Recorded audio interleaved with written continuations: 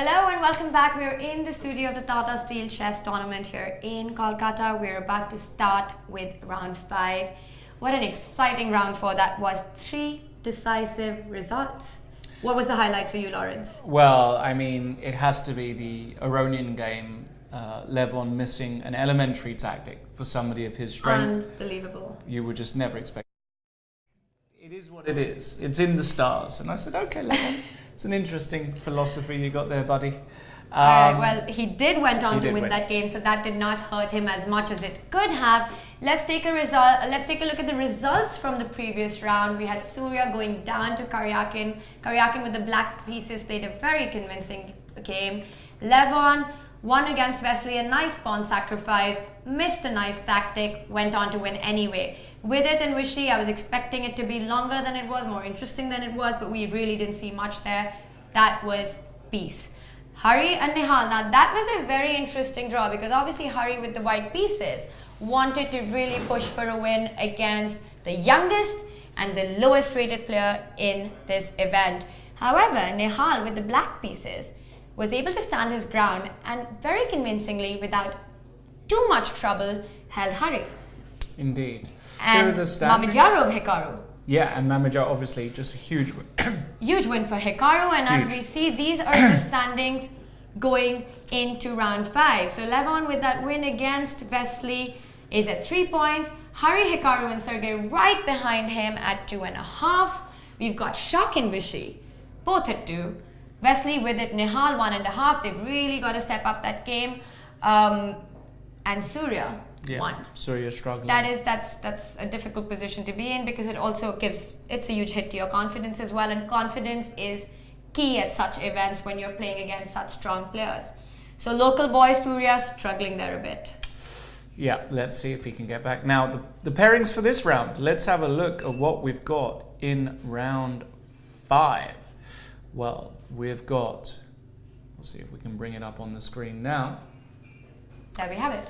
Nakamura against Surya. This is a big game for Hikaru. Probably smelling blood, thinking that this is one of his must-win games of the tournament. White against Surya to increase his lead at the top potentially. You know, not at the top, I should say. Levon is leading at the top. But he's at 2.5. He's right Correct. behind him. And let's not forget, Surya is not having a great run. And in such events, with these guys, when they see somebody struggling, they really target him. Yeah. So Hikaru is going to look for his second big win of the day. I'm going to go for a white win there, if we're doing predictions.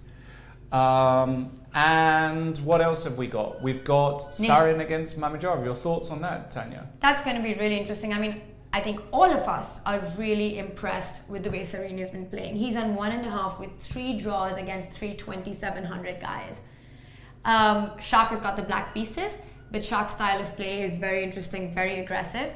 So that's going to be an interesting matchup. Then we have Vishy against Hari Krishna.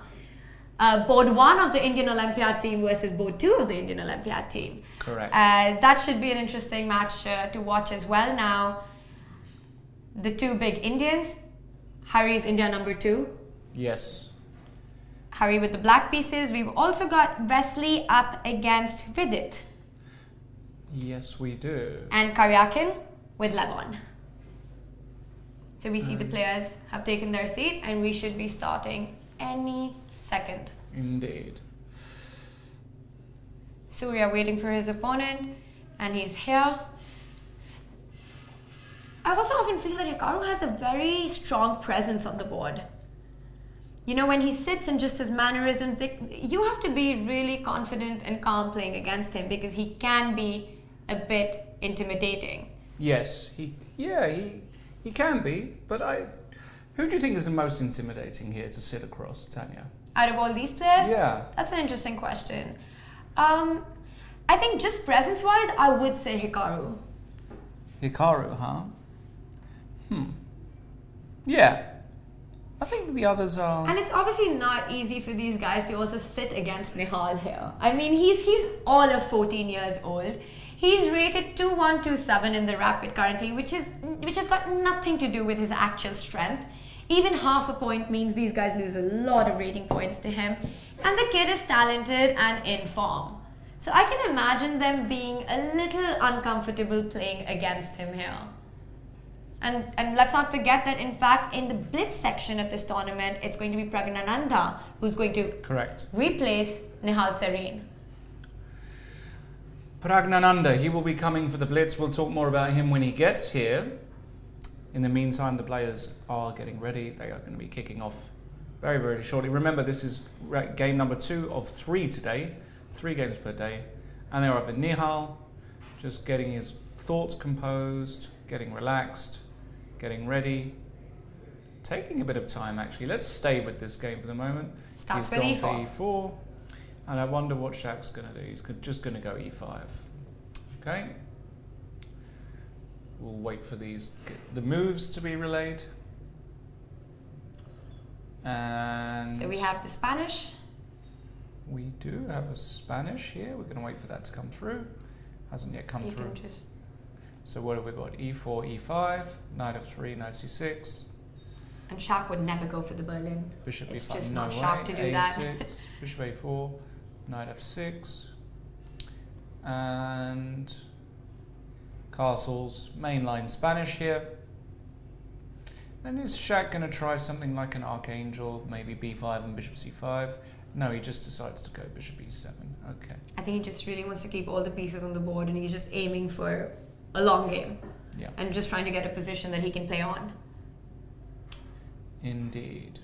And what about the other games? Let's see if there's been any interesting openings. Well, how did Vishy start with, Hari? Vishy started with the Italian. Another Italian. We've seen this a lot already. This time, no early B4 like we saw by Surya. So and that does not fare well. I think the way Karyakin handled it was quite nice, and it shows how Black can play against this B4 idea. He's probably gonna play A4 at some point though. Almost certainly. And in Wesley Sergen's video, we've got a Sicilian. You see a Sicilian and you get excited. Well, there's a lot to be excited about. And we've got a Sicilian I haven't seen at top level for a long, long time. We've got a Sveshnikov Sicilian, where we look at this position here, after Knight F6, Knight C3, Black now plays what looks like, on the face of it, a very bad move, the move pawn to E5, because it allows this knight to go to B5, and Black has got a gaping hole here on D6. But actually after D6, we now get into a very, very well-known sequence of moves. Bishop G5, A6, Knight A3, and B5. And basically, and now Knight to D5, and Bishop E7. This has all been played gazillions of times. Bishop 6, F6, and now Black has got a choice. Does he take with the bishop or with the pawn? Normally you take that with the bishop. This is an opening you know a bit about, right? I used to play, so we actually even call this the Pelican. Okay. So yeah, I used to play this a long time ago. It's really interesting because, you know, there are all these weaknesses that Black has in his position with the D5 square and the F5 square, but he also has these two bishops, right? And more importantly, the light square bishop, which comes onto E6 at some point, and you kind of, the main idea is to fight for this D5 square. That is the key point in this entire line. So we've got Bishop F6 on the board, Lawrence. So you've got Bishop F6. Just observing the chat, guys. Keep it friendly. Keep it friendly. All right. I'm watching all of yous in chat, just so like people don't think I'm watching, but I'm watching. So White wants to bring his knight to E3, again reinforcing the D5 square. So we're going to wait for the update of these moves. Let's see what happened. How did Karyakin start with... Wait, what? It looked like there was an extra queen on the board there, but they've played a ton of moves. They've actually got more time than when they started. So let's go to the beginning. What is this? Let's just see how they got here. Yeah, okay. You can go through this. So E4, so we've got a Berlin.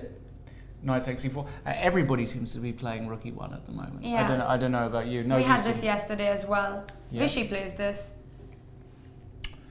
Knight takes E5, rotates it. Castles, D4, Knight E8. This is what Lemon did yesterday as well. Correct. And now D5. Bishop C5, okay. All this has been played before. D6, Knight C3, F5. So This is all preparation. It's all preparation, and none of this has taken him white by surprise, because as we can see, Karyakin still has 26.5 minutes, which is more time than what he started with.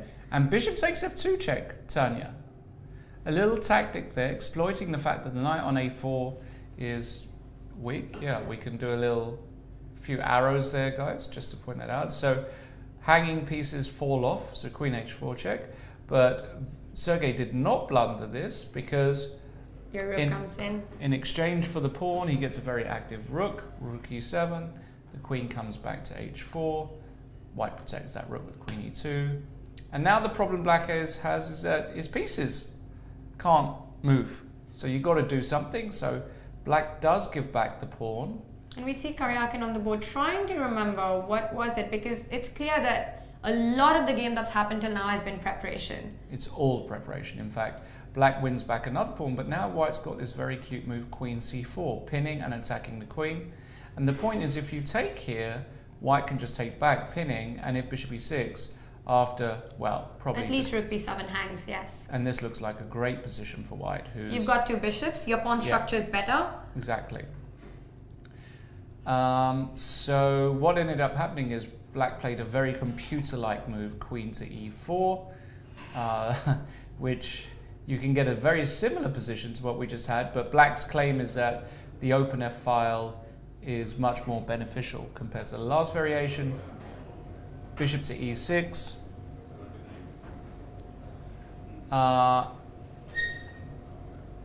Rook takes b7 now, and rook ac8. Levon, not using even a second, had this position at home, Tanya. And this is the first time that Karyakin is having a think in this game, which is on move 22. So what is it? So now the bishop's attacked. Yeah, so why isn't he playing bishop b3? So there's bishop b3. You also have the option to play b3 so that you can come out with your bishop to b2. So there are these two options. You obviously don't want to retreat with the bishop because the c2 pawn hangs. So it's between these two moves.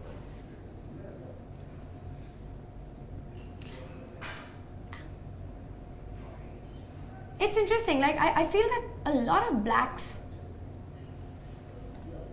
I like white here. I mean, Levon is obviously really well prepared, and it's clear that he knows what he's doing. But when you look at this position, you're a bit worried because this a7 pawn is hanging.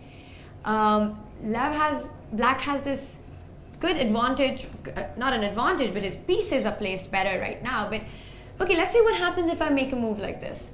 Are you going to play knight f4? Or maybe, no, not knight e3, no. This doesn't work. No. Maybe knight f4. Why knight f4?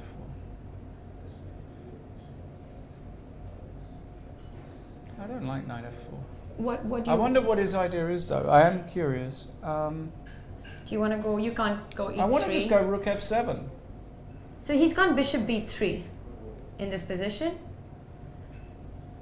Now Levon trying to... What's wrong with just going rook f7 here and trying to exchange that so active if I go rook b5, you anyways have to go knight f4.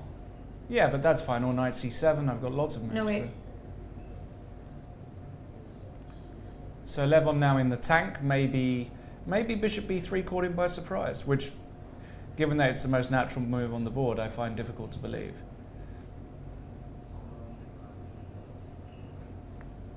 I find very difficult to believe. Sergei, by the way, in his head-to-head with Levon, leads by 12-11 with 16 draws. So they've played a lot. They have played a lot of chess. So Sergei with a very, very slight advantage against Levon. All right, we're going to see how he reacts to this position. I think he can either go rook f7 or rook b5. I want to... Sorry, not that. You don't want to make that. You probably still can, but let's say if you go rook b5. Okay, and if knight c7?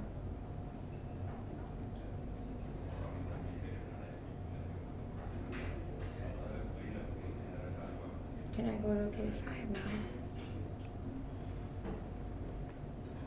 Rook a5.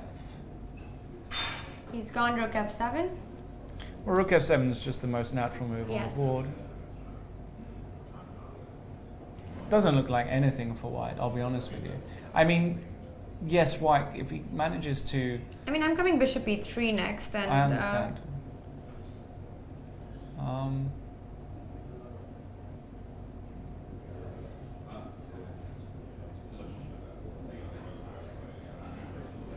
Okay. So he took on f7. Yeah. Let's just see what's going on here. So he took king f7 perhaps. It's going to be on the board. Might take with the bishop, actually. With the bishop? Yeah. I think he'll take with the bishop because the king's just a bit exposed on f7 there. Alright. So I think he'll take with the bishop. And this can peter out really quickly. This can go, I mean, if white really wanted to, he could exchange bishop for knight in a lot of positions. And that's a bit dull, actually. Yeah. Let's go to another game. Let's move on. Yeah. Should we take a look at the All India, the big matchup? Please. With Vishy and Hari. So we did see an a4 in fact, but from black this time. Let's just update the position. So this is the current position and it's white to play. Yeah, so black has managed to advance this a-pawn down the board, which has got certain benefits because it kind of restricts white's pieces on the queen side. Yeah. You have these threats like queen b5, a3. Yeah, I like having that additional space here for black. That feels like a big plus. On the other hand, Vishy does have access to the f5 square almost whenever he wants. He just has to be careful of this e4 pawn. So a move like queen d3 here is definitely an option. Protecting e4, stopping queen b5, perhaps threatening knight f5. Bringing the rook into the game with rook a d1. Maybe a move like queen c2. I expect one of these moves by Vishy. And also here, because of this pawn on a4, black also has an interesting idea with rook a5 perhaps. Just insisting that you want to put something on b5. But this just looks like a very normal position right now. And it's clear that Vishy with 24 minutes on his clock is very much feeling at home in this position. It doesn't look like black will have too many problems either though. He hasn't done anything wrong. He's created his play on the queen side and it'll probably be a slow game which is going to get interesting later on.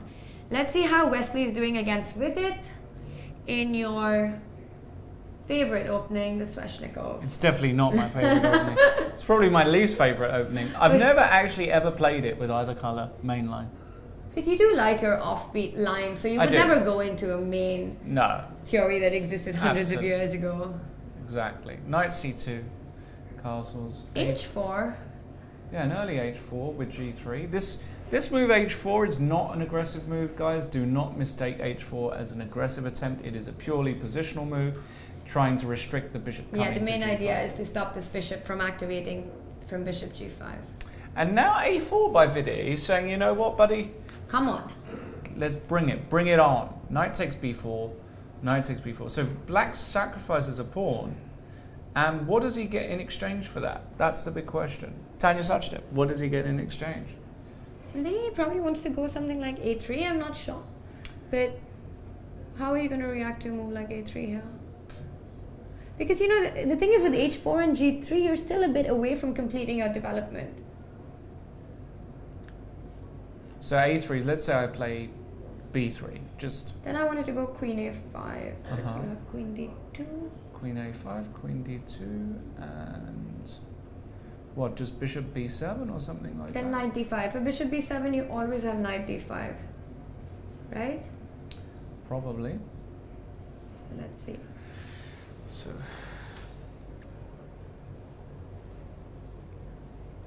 Do you need to throw in a3? What if you go queen a5 immediately? I was thinking that... Queen a5, queen d2, does it make a difference? Yeah, maybe it does because you have rook b8 now. The thing is now if you go a3, this pawn on b2 will always be... you know, you can just take on d2 and you just take on d5 and take on b2. And black is better. And this is... No, this is a dream for black. Yes. With the active rooks. So perhaps you're right, you don't throw in a3 and you go queen a5 first, because now if you have to play a3, it's fine, you don't have to go knight d5 and then you just continue with your development, but there'll always be some pressure against this pawn. I like it for black. I mean, look, let's be honest. Vidit is not going to play a4 and blunder a pawn. No, he knows what he's knows doing. what But he's he is doing. having a think here, which surprises He's me a allowed to little. think. He's allowed to think. But I expect queen a5. I mean, you play a4, your opponent grabs the pawn that you're giving, and then you go into well, for rapid, a relatively long think. Yeah. That's a bit surprising to me. But yeah, I'm expecting one of these moves, either queen a5, rook b8, or a3. You have to do something before white is able to develop everything and get his pieces together, because then you just have no compensation.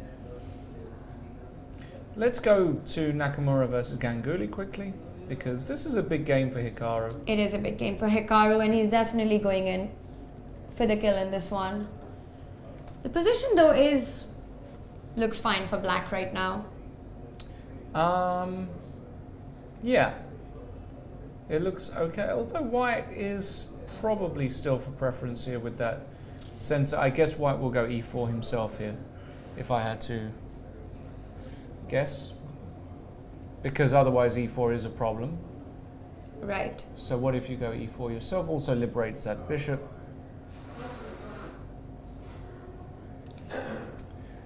And these are positions that are actually very difficult to play with black.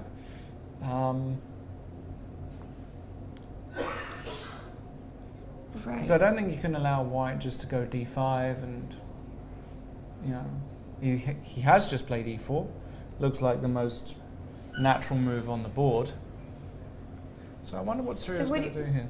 If I take here, you're going to take cd4, right? Mm-hmm. Maybe here you can go rook a8. Yeah, and I also have queen g6. I'm just thinking where I want to put pressure. Rook a8 looks like a very logical, but rook a8, bishop g5, so we don't want that. Sorry. Yeah, we definitely don't want that. So queen g6, how are you defending this pawn? Queen g6. What if I just defend it like the only way I can, rook e1? And I just say, the center is everything. Are you a big fan of the center? I do, but you know, here I just feel like there are a few weaknesses, and if black takes on d4, he has to make something of it soon enough. But I don't know if it's. He did take. It feels like it's the right. So he's taken on d4. Queen g6. We're on fire, Tanya. So queen and g6, rook e1. We might as well just get in there ourselves and play. I'm sure there's a reason we're here and they're there. Because we look better on camera? Yes. Oh, okay.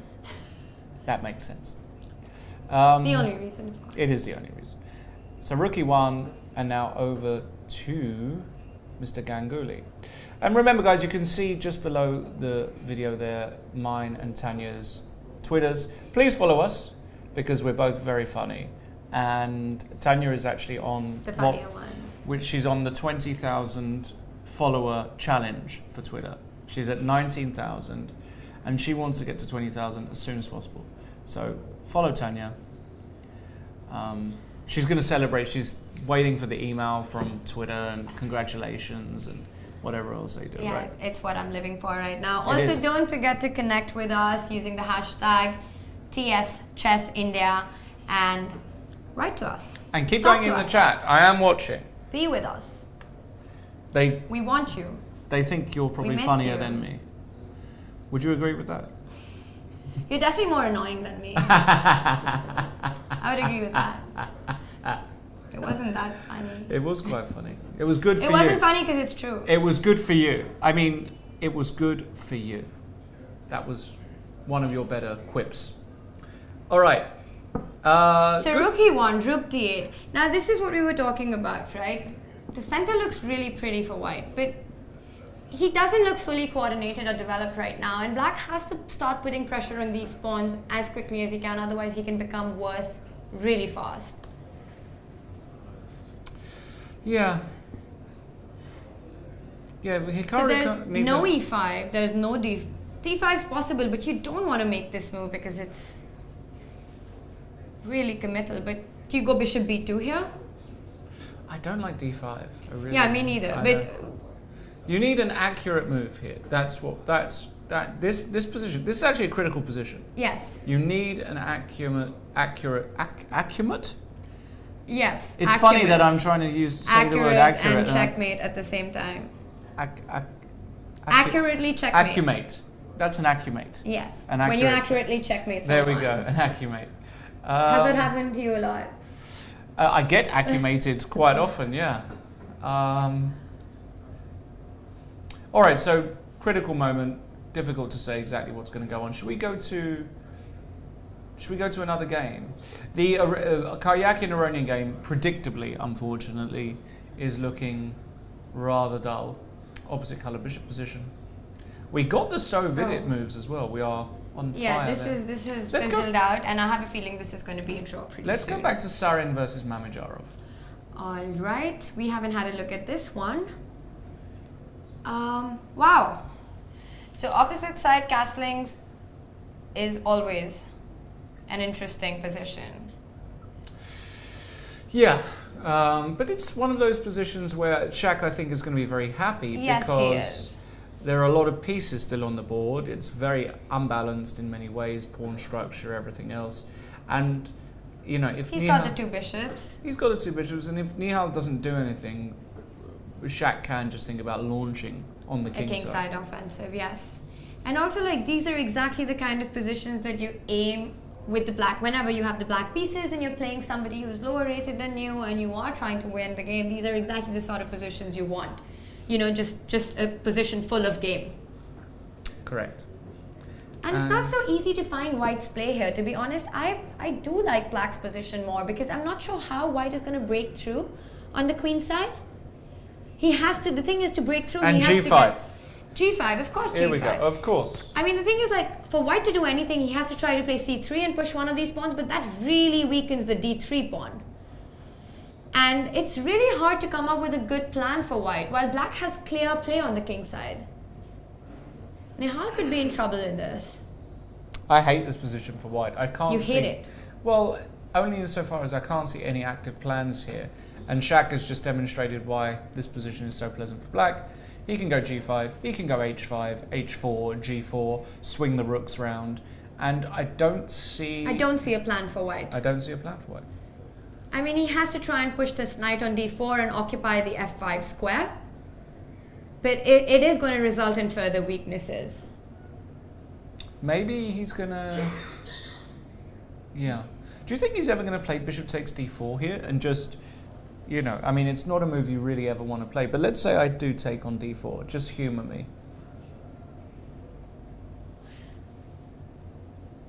How are you going to recapture?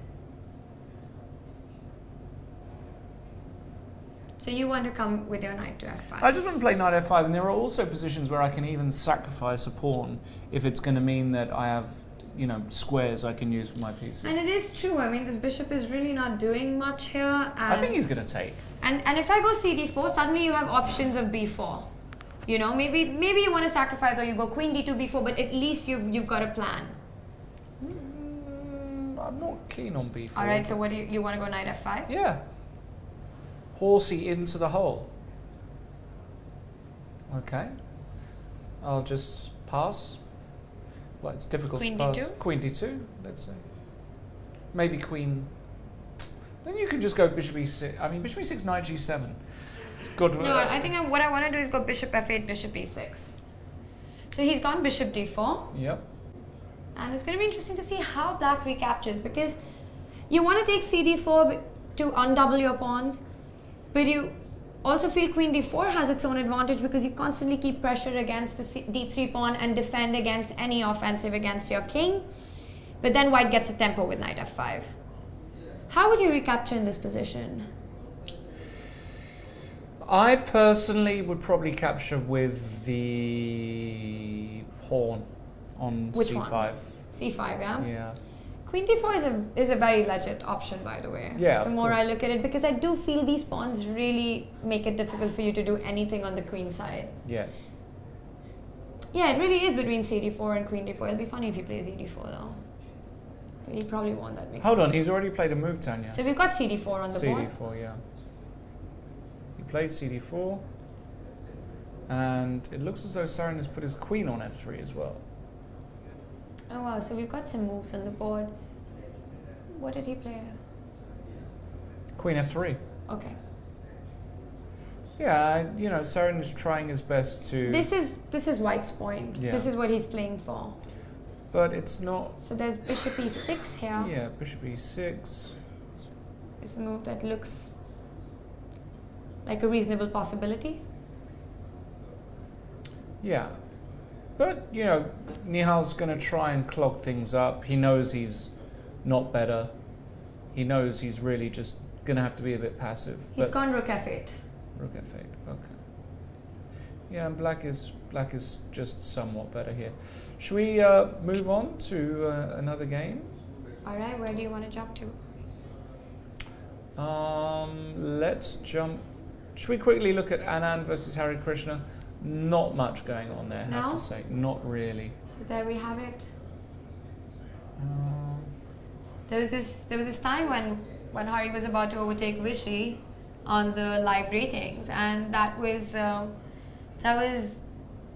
a bit crazy because it's never happened. You know, Vishy's always been India #1. Yeah. And well, it did happen, and it didn't happen in the end, right? So we've got the current position is this. Oh wow, this looks like not much at all. Although I have to say that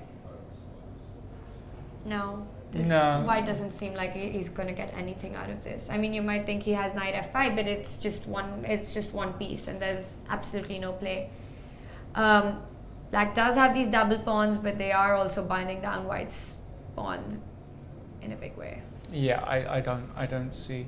Maybe slightly better for White, but I can't. No. I can't. Yeah, I don't see this going too far. Let's go back to the Wesley So game. That does look like the most exciting game, actually, of the day, of the round, I should say. Okay, so wow. So I think we had Queen a5 at that point. We left it last, which was right here, and Black went Queen a5. So this is what we were discussing: Rook b8, and White has to play a3, Correct. and now Bishop e6, so not b7. Yeah.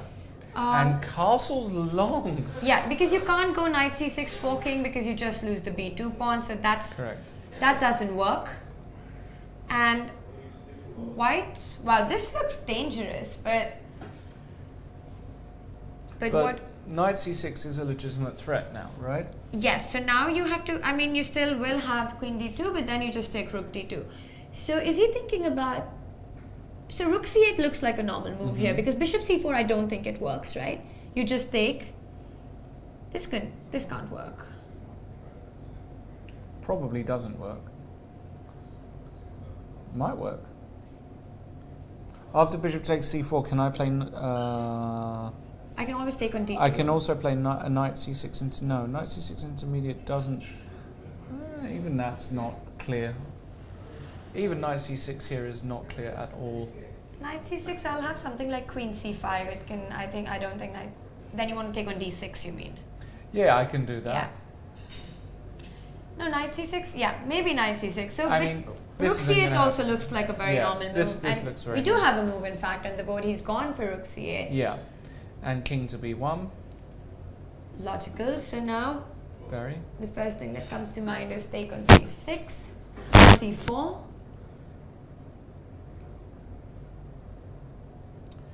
You can take on c4, but I don't think he's going to do that. I've got a funny feeling he's not going to take on c4. Because the problem with taking on c4 is... Do you just take on d6? No, I was thinking more... Yeah, you can do that, but I thought you could even play positionally here. Move like... You can take on d6, but I thought maybe there's not even a need to do that. I think he's going to try and keep some tension. Maybe he can't, though. Knight d5 is looming. I mean, he could play a move like queen... Can you go like queen... No. I'm trying to find a place for the queen. Queen c5 runs into knight a6. Queen c7 runs into knight a6. The queen on a5 at the moment doesn't... I mean, queen c5, knight a6. Yeah. Yeah, it's not that easy actually for black. We would really love this dark square bishop to be able to participate. If we could put that dark square bishop on d4, things would be different. So this is... Oh, sorry. This is a very common idea in the Sveshnikov. We've seen it often, but I don't think he has enough time for it right now because It just feels a little slow in this position. The d6 pawn's hanging. Right? Maybe I can just take it. Yeah, something doesn't quite Fit in. Yeah. You want this bishop on d4, but it's a long way away. Okay, let's take a look at this line. So if I would have taken bishop c4, you take everything. Take it all. You're a taker. Are you a giver? I give more a lot. Of a taker. Yeah, you are definitely more. I'm definitely more of a giver. I give a lot of pawns, a lot of pieces. So yeah, this looks like now white is doing well actually because there's Queen knight A8. c6. I mentioned that move. So, I said Queen A8, right? Did you? I think so. I was trying to find a square for the queen. That's awesome. I mean, and Queen it makes a lot of sense because you're attacking the e4 pawn. No, it's this. Okay. So Queen A8 here. Yeah. And now you're just threatening Queen E4. This is a nice square. You were saying that you're looking for a square for the queen. But the problem is I didn't like Knight D5. So he's gone for F3. Yeah, I think the point is that, our idea after Queen A8, for example, if you go Knight D5, Black can suddenly do everything he wants with the dark square bishop and bring it into play. Which is why Wesley decided to go F3 here. So there's still pressure on the D6 pawn. So what was wrong with Knight D5? Just humour me. Was he going to go Bishop D8, Bishop round to A5? But that's the point. Like right now you can't do that because D6 pawn's hanging. So Knight D5 would have probably resulted in Bishop D8 and that position. And what is Wesley doing on the board there? I'm not really sure what's going on. Is he trying to open a piece of candy? He was struggling with that for a bit. Chess players... oh, it was candy. You need your energy. This is an exhausting format.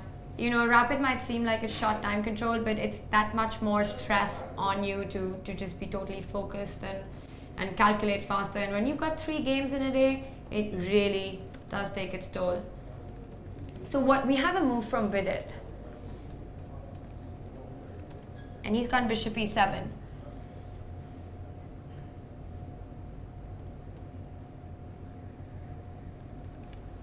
I think Black has enough compensation in this position for the pawn. White is not going to break through on the king's side to the king anytime soon. There are a lot of open files on this side of the board and a lot of weaknesses. The c4 pawn, the b2 pawn. If you go Knight d5, Black always has the option to go into an opposite color bishop position to trade off the bishop and knight, but that's going to be Black's call. You know what? I like Black's position here. Really? I would take white here. Yeah, he does That's have the mature me. The old me would have taken Black, but I just don't... By the old, you mean the yesterday you? Because you said you liked the initiative, I thought. Yeah, but what initiative does Black have here? I mean, if you look at the position, you see it, right? There's a lot of play against White's king, but Black's king is totally safe. I think what Black really wants to do is defend the d6 pawn and kind of bring this bishop. I really want to bring this bishop to d4. Yeah, but I don't... And then you'll see the initiative. Yeah, well, once you get the bishop to d4, then I'm happy. But how? All right. So what is your next move here? Do you want to go bishop somewhere to connect, or do you want to go g4, h5? What is it that White should do here? I don't know, but I don't like moving my h pawn. Maybe g4, g5 is an idea. No, I don't like that either. I don't like that at all.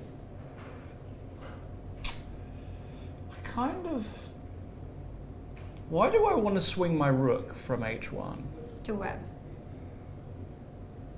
I want to swing it over, so via rook h2. I mean, rook h2 is a really just maybe an airy-fairy move that's not very good. But maybe it's okay. I mean, I like the fact that I'm protecting laterally. No, it makes sense. What did he do? Did he play a move? Wesley's still having a think. All right, we're going to see how Wesley makes use of this extra pawn. Let's jump over to... Yeah, let's jump to another game. Oh, that's a lot of arrows and squares, but... So we kind of left it here, and...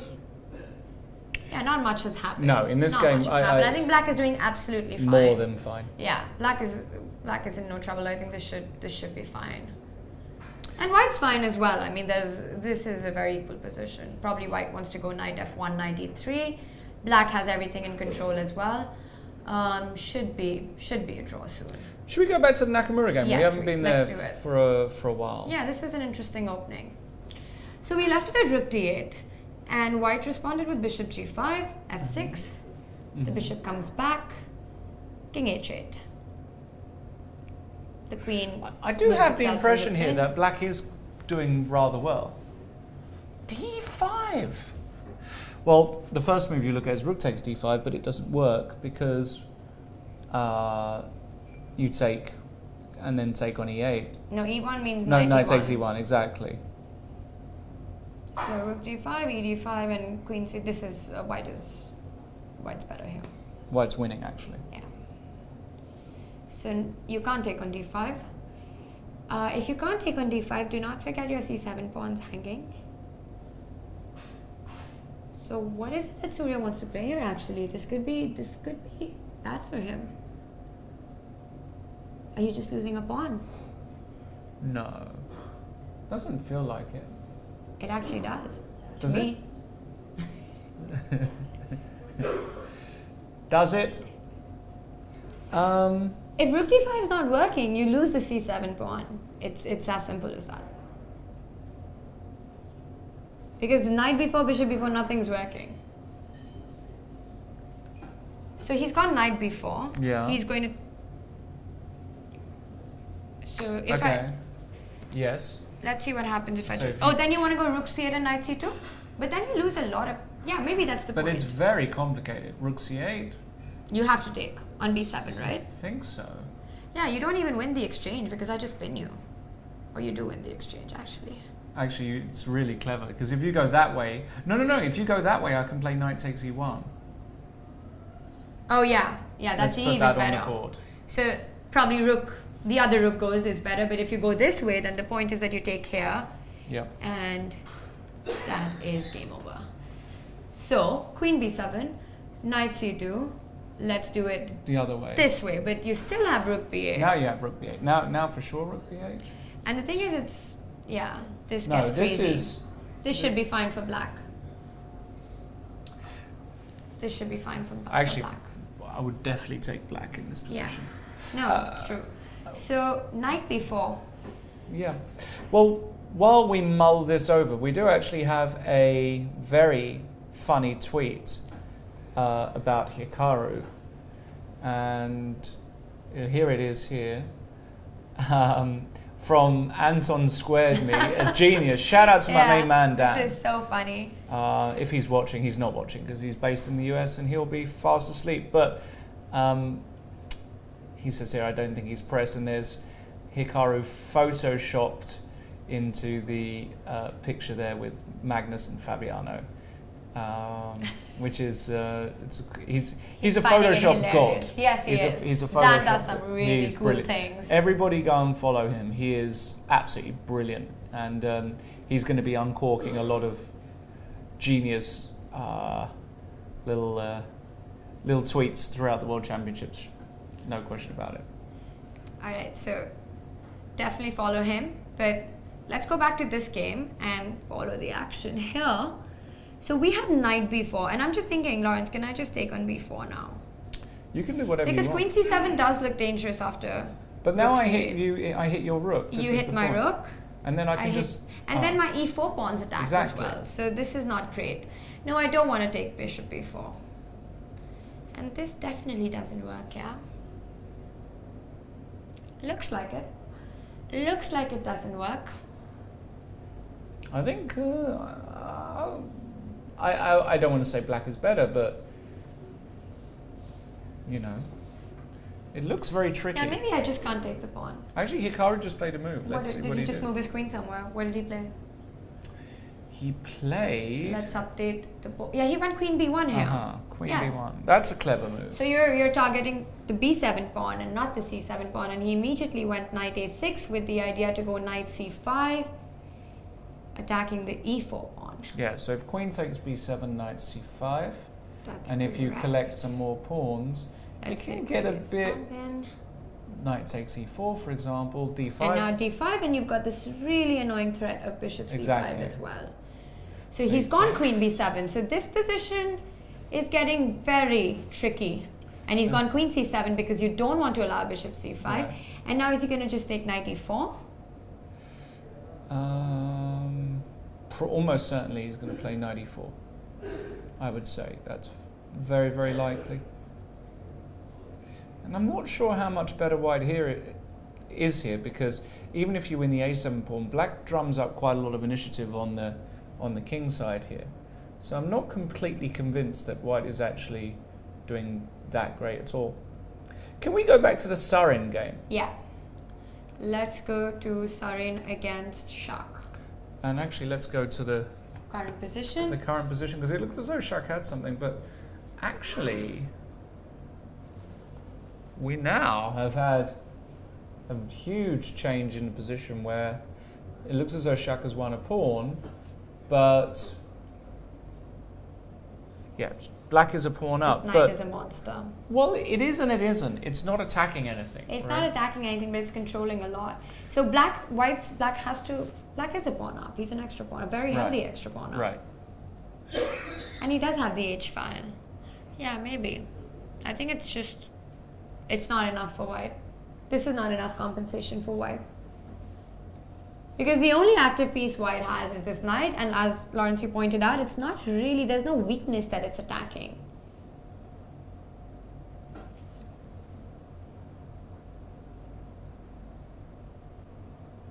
I like black here.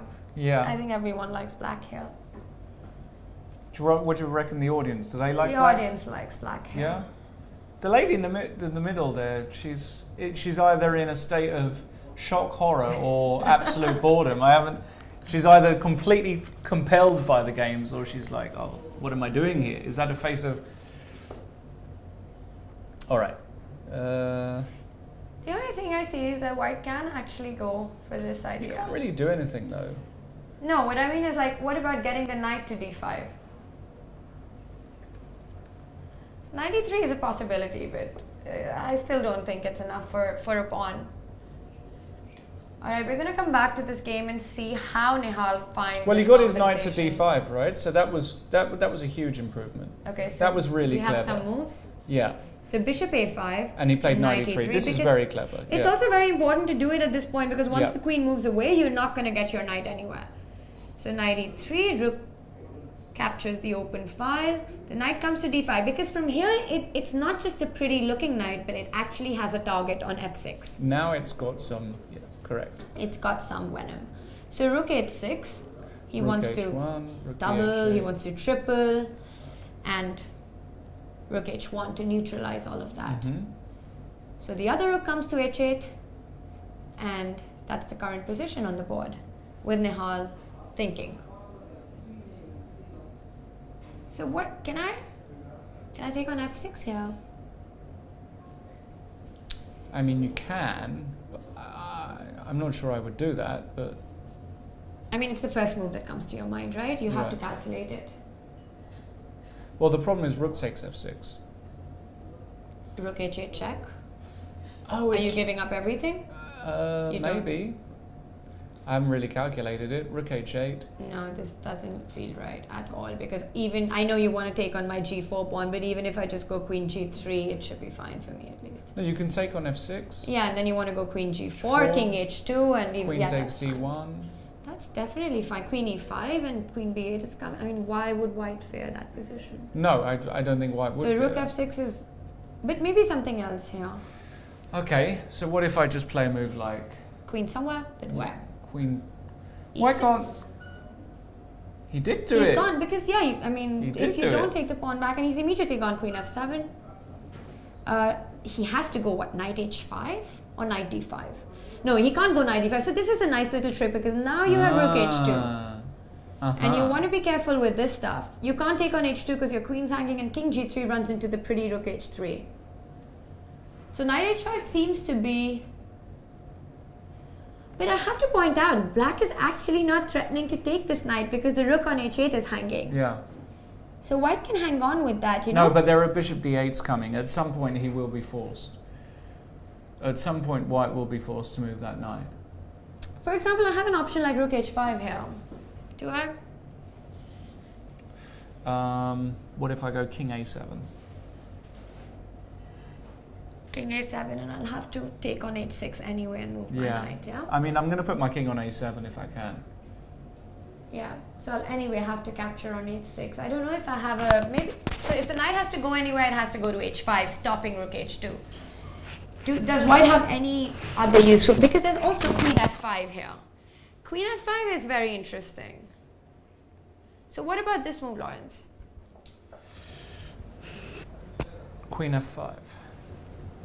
I'm threatening queen e5 check. Okay.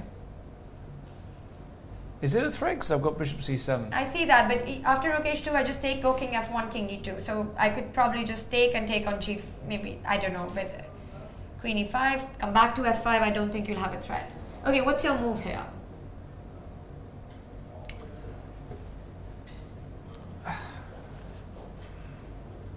You know, the thing is that, yeah, if, for example, in this position, if you just look at the position, actually now white is doing quite well. All your pawns are weak. None of your bishop, all my pawns are on the light square. Your bishop can't attack my pawns. My knight is going to jump around and attack your pawns.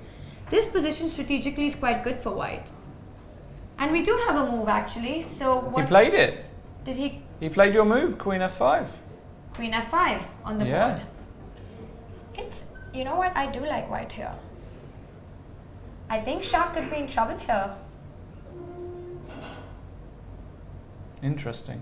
Very interesting. Let's go quickly to the Ganguly game, because apparently Ganguly missed a nice move here. So we're going to jump to the Ganguly game, but I just want to point out that Nihal's down to 3.5 minutes.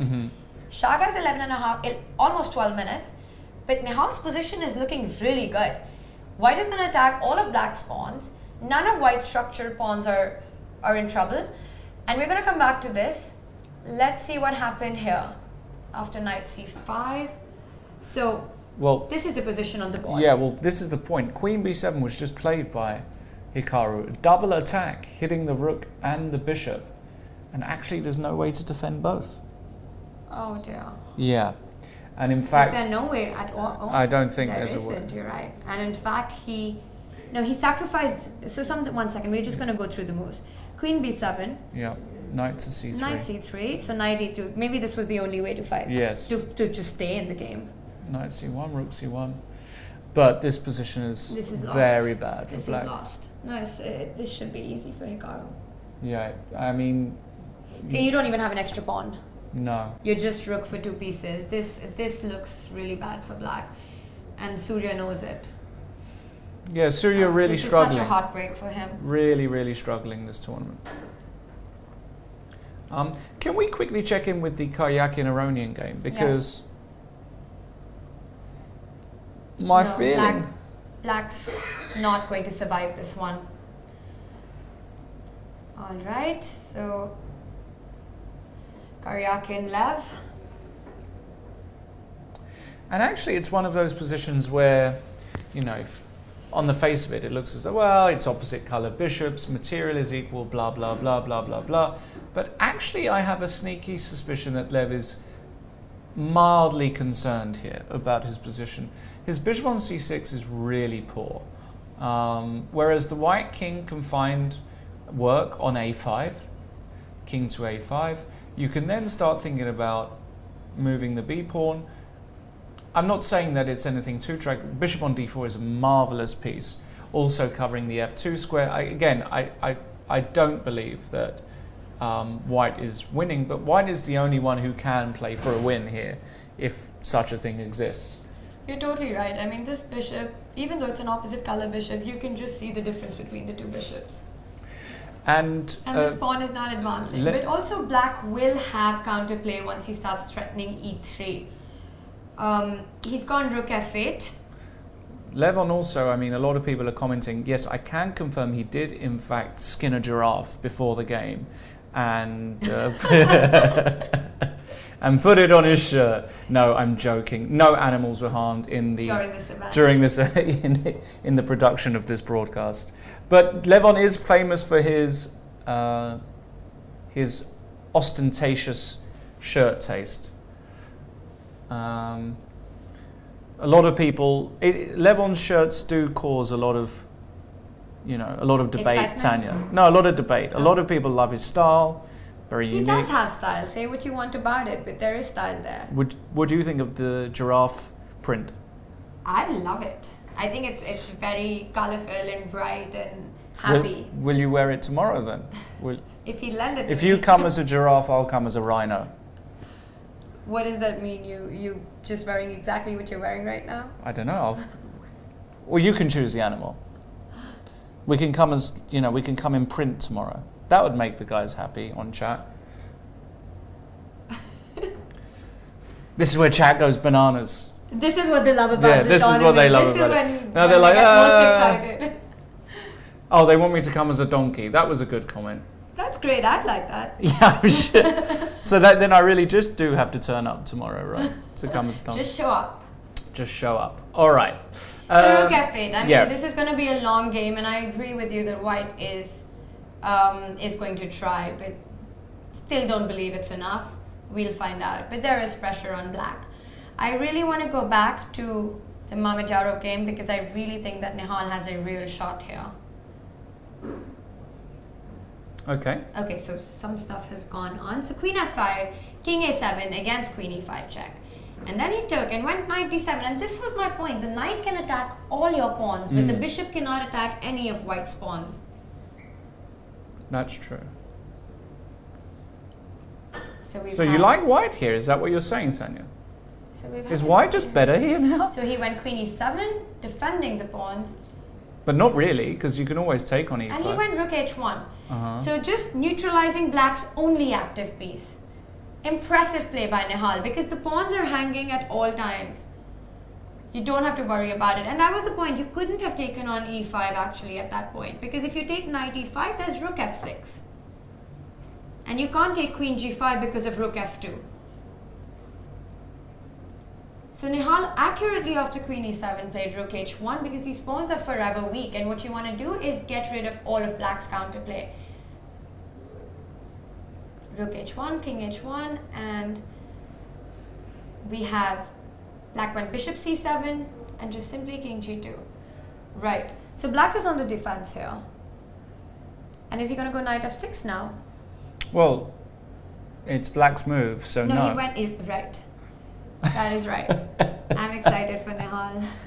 You're really excited, huh? Do you think he can win it? I think it's a really good position for white. That's what I think. I mean, there are all these threats of knight f8, knight e6, or knight f6 directly. This knight is really strong. Black has to create something with b5 soon. And we have. Do you think I'm just being really optimistic about white's position here? We have a result, by the way. Anand Harikrishna was a draw. No surprises there.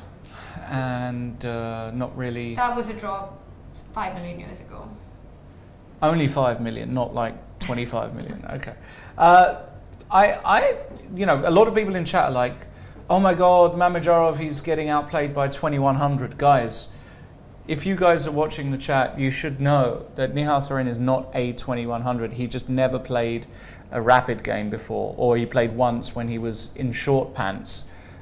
He is a grandmaster, 2600 easily, one of the youngest grandmasters of all time, one of the greatest talents of all time. I don't think they would just throw a random 2100 14-year-old in this field. He's a very special talent. His rating is very deceptive. I mean, he's Karyakin yesterday on his interview said that he's definitely 2600 plus in his rating standard. And this has happened in Vidit Wesley game. That's a lot. That is a lot. What is going on? It looks like Wesley's had a fantastic sequence of move since the middle game. As I said, I wasn't that convinced by Vidit's initiative. And now... It's very important for Vidit to keep the queens on the board in this one, because any ending would be probably just lost for black. So he has to keep the queens on and try and push the d pawn. That is his counter play. As long as the queens are on the board, it becomes harder for white to push his majority. Actually, he's got an extra pawn, and black has to try and do something with this pawn. I'm going to go back to the serene game. All right, we know who you want to win. No, it's just very exciting because this could be big for him, you know, and this is the first time he's had. So b5, yes. The only way for black to make any counterplay. Takes. And knight f6. So the knight wants to come to d5. He's threatening queen g5, but bishop b7 is still there after queen g5. So maybe it's not a big threat right now. You know what is the other threat? He could also be global warming? No, he could. So if it's white's move, okay, just which it is now, can he go queen d7 here? What do you think about queen d7? I'll be honest with you, I don't like it. Maybe it's just not going to be enough because, yeah, it's not. You're just going to go c4, take and c4, queen d7. You don't want to exchange the queens. So if I can't take this pawn right now, or can I? Because I do have queen g8, but then this is probably, no, I don't have queen g8. No. Sorry. So I can't take this pawn now.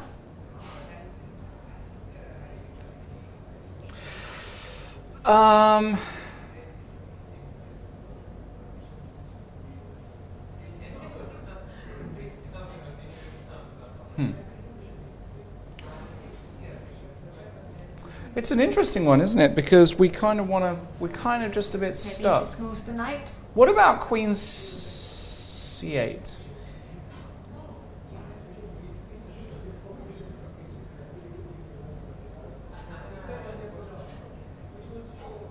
Do you that looks reasonable.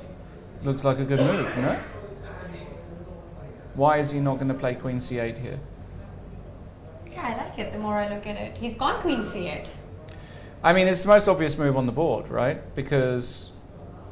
So he took on f6. Doesn't he just lose the c5 pawn now? Yes. Oh, then he wants to go queen f4. But that's a draw. And this is what he wants. And he's gone queen c5, queen f4 has happened on the board. This is going to be a draw. Yeah, this is almost certainly going to be a draw. Unless... Is there an unless? There might be an unless, actually, because... it's only one check, right? After f3. Queen d2, king h3 is one check. Yeah, but then queen f2 and I start threatening a lot of checks. You do. Yeah, I have a feeling he's... So he's gone queen c8, defending the g4 pawn. Maybe he wants to come back queen f5. He's gone queen f5. Ooh. He doesn't want to play for a draw. No, he wants more. He wants everything. He wants more.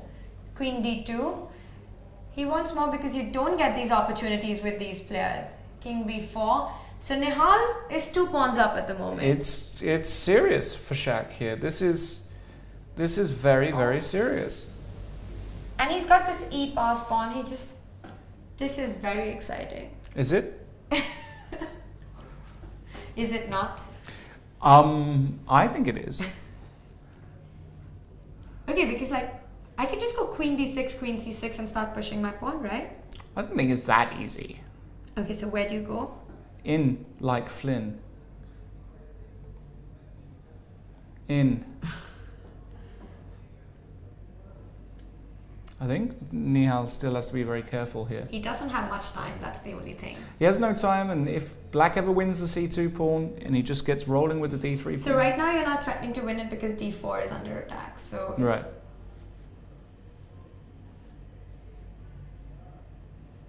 Nihal's thinking, but he's down to a minute and a half.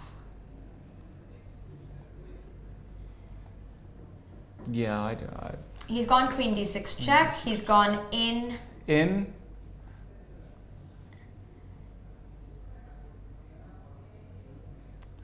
Now.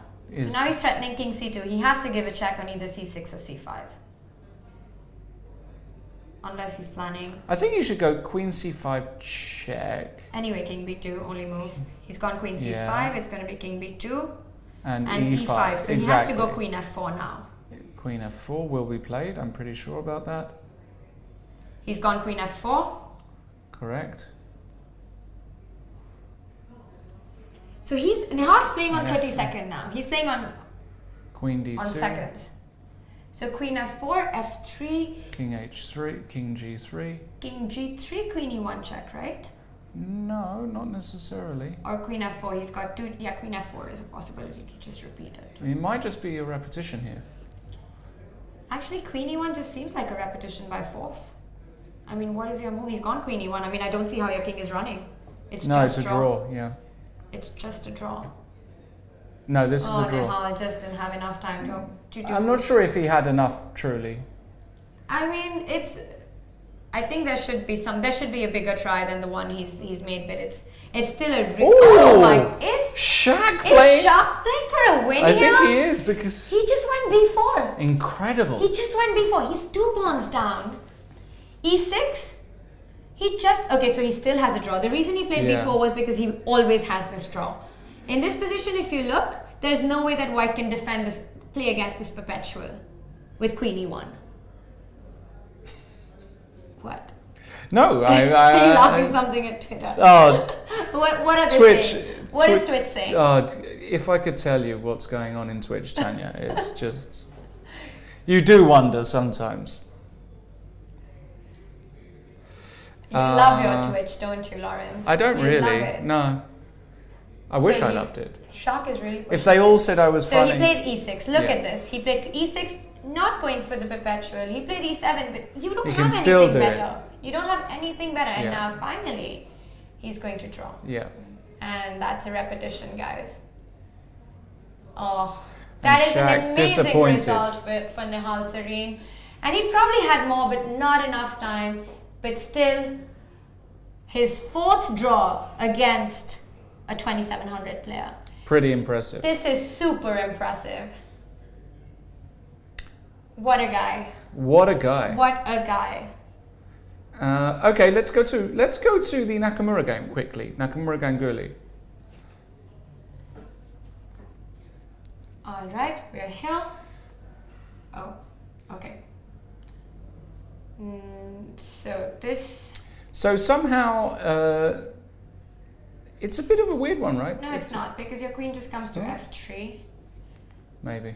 So what's the position? So we've got f4 on the board, and so rook b4 happened, and he went f5.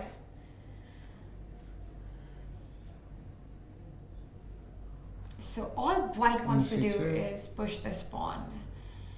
Now rook b1 is coming. Rook b1 is not really a threat or doesn't mean much because my knight on g1 is protected. So I'm not worried about rook b1. Yeah, he goes h3, which makes a lot of sense. You just give that space to your king. You don't want to get into trouble with less time. Surya playing on 30 seconds. Hikaru down to a minute. Correct. So wait, what? There are a few more moves that Queen we've of- got. h3 on the board. Yep, we got h3. What happened after h3? Rook b1, queen f2. Right. If the queens get traded, then white is just winning. Correct. There's nothing, so black cannot trade. So he probably moved his queen away. Where did he go? Queen d3. All right. Queen d3. Hikaru insists. Surya refuses. It's the only thing to do. But how does he improve this position? Because he has to get a6. It's not that easy. Not to get easy that at in. all.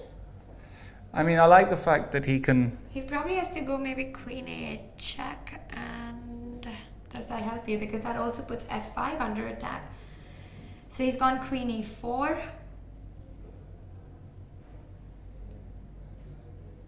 So what he wants to do is play king h2 next. Yeah, he wants to play king h2 and free this knight. Get this knight to f3. I think Correct. he's going to go king h2. I guess he's going to go king h2. Because there are no checks along this But line. he loses the f5 pawn, but he That's just doesn't fine. care. You're okay with that because you're never going to take it with the queen. If you go rook f5, I'm also not sure. Yeah, He's gone king h2. You're right. If you go rook f5 here, I have knight f3, but also do I have a6 here? Alright, so we've got a tweet, in fact.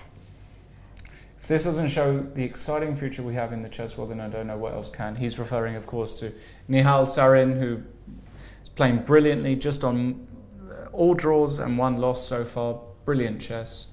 Yes. So You're absolutely right. I mean, it's been amazing to see Nihal in action here. Absolutely not intimidated by any of his players, playing confidently, taking his chances. Really impressive. So we're going to stick to this game.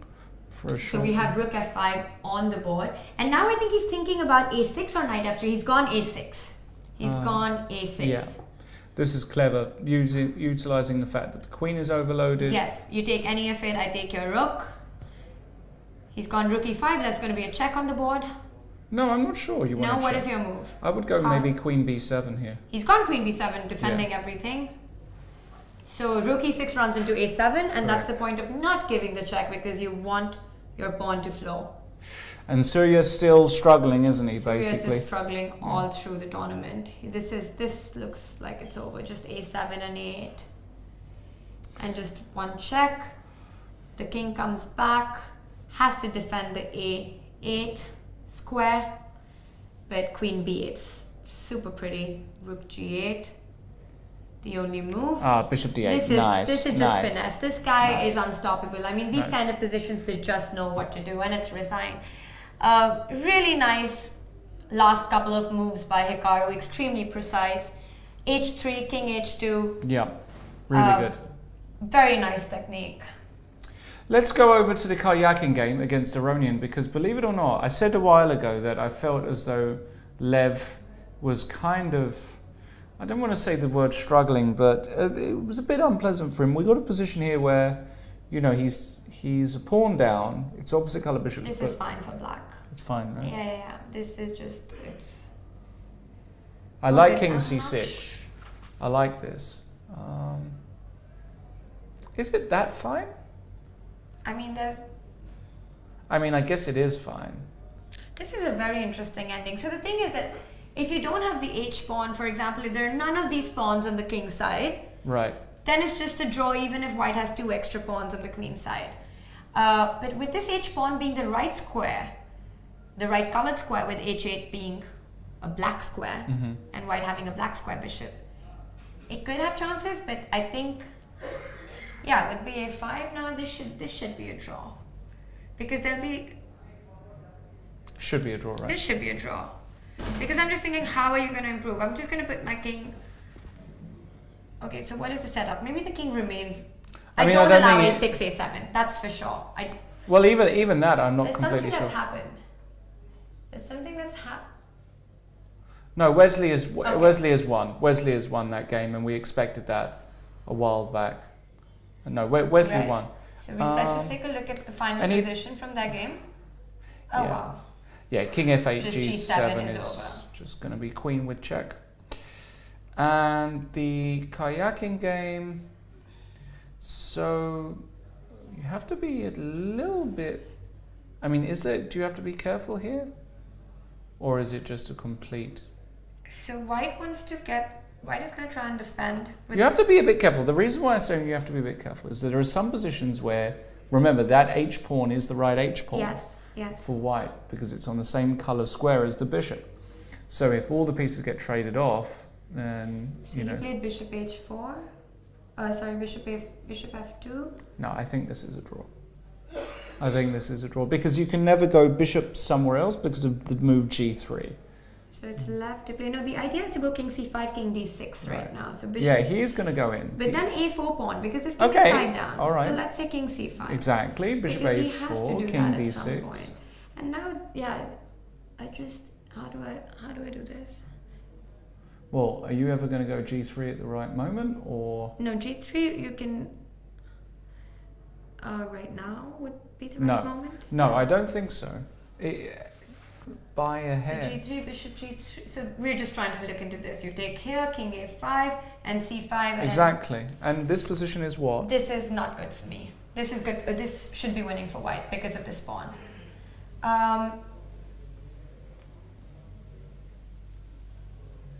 Alright, let's see what we do have on the board because this did not happen. He's gone for c5. Interesting. But how does he plan to, how does he plan? No, he's coming around. He's coming around, but he just gave up. His king could have been on d6. No, but his claim is that he's faster this way. He believes he's a bit faster. Levon did go g3, bishop takes g3. And king a5. So g3. Yeah, but in that position, my pawn was already on c6. It was totally different. And it's a draw. Game's over. But I'm just thinking here, let's just go back. This was really interesting because here I could have done the same thing with king c5. Perhaps you have to go g3 here itself. I don't know if it changes anything. So let's take a look at what we were seeing. So let's say king a5. Bishop a4, king d6. g3. Yeah, this is very different because my pawn is really close to... I agree. I'm surprised with the move c5 actually. Why didn't he play king c5 here? Can I go g3 immediately? I mean, even in that final position, I think it's a draw, Tanya, to be honest. Here? Yeah. Okay, so let's say I go, for example, king a6. So you're just going to defend from b7, you're saying, right? Yeah, and now I'll go bishop d1. You're right. And just bishop d1, but here I can go king c7, king b5, king b7. No, king c7, I've always got bishop king b5. King b5 or bishop f3, yeah. No, I think it's a draw. I think it's just a draw. It's just not enough. It's just not enough, unfortunately. Yeah. Because you're just defending. So your idea is that you've got this and now it's just, there's nothing. Yeah. Yeah, perhaps it was nothing anyway. Seems as though. All right, that was, so we've got, yeah, that's it. We've got all our games. So this was a draw. I think the most exciting game of this round was for me, Sarine versus Mamedyarov. No bias there. No, I mean, like, it was. I think it was. No, I love him really as well. I love it. It was really very interesting. I mean, Nehal had all these chances that he created out of position that seemed slightly worse for him. He took on f6, and this final draw. I think it was a really interesting game. Hikaru just seemed like he outplayed Surya. Yeah. There was really not much there. Surya really has to get his form back. He's struggling with that. Vesely against Vidit also seemed pretty much one-sided. Well, it was. It looked as though Vidit had an okay opening, but then Wesley managed to basically quell the initiative. And once you do that in these structures, then long term you're doing well. So I think that was a well-deserved win for Wesley. Anand against Hari Krishna was not really much going on. It really was not much at all. Yep. And Karyakin, Aronian. Interesting game, and they tried, but it was not enough at any point. It wasn't enough, indeed. All right, here we have a quick look at the standings. Perhaps we can get those up. There are the results again. Nakamura and Sobi. Very important win for Nakamura now. Very important win, yeah. With Levon drawing and Nakamura winning, that means Nakamura has caught on with Levon in the standings going into round 6. And these are our standings. Aronian and Nakamura on 3.5, leading the tournament at the halfway stage. And we have Hari Krishna, Karyakin having decent outings. Mamedyarov, Anand and So all on 50%. Sarin on a very respectable very respectable 2 points. Vidit on 1.5, and Surya again at the bottom of the table, really struggling. 1 point. Yeah. We're going to be back for the final game of today. That's round 6. Very soon. Very, very soon. Don't go anywhere. And if you do go somewhere, go to the live page on chess.com, play a few games of Blitz. Or tweet us. Oh yeah, tweet us. Connect with us. If you're going to do anything, follow Tanya in the break. First, you follow me. First, follow then Tanya. You don't follow Lawrence. Correct. And then you tweet on #TSChessIndia. Correct. See you soon, guys. Bye.